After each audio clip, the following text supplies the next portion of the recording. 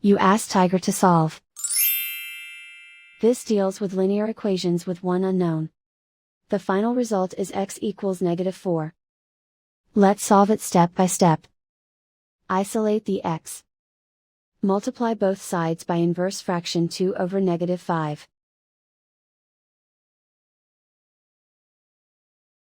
Move the negative sign from the denominator to the numerator. Group like terms. Multiply the coefficients. Simplify the arithmetic.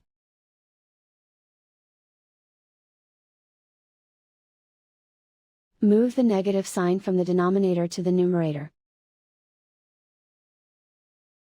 Multiply the fractions.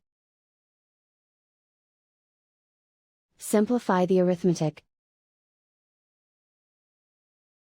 And so the final result is x equals -4.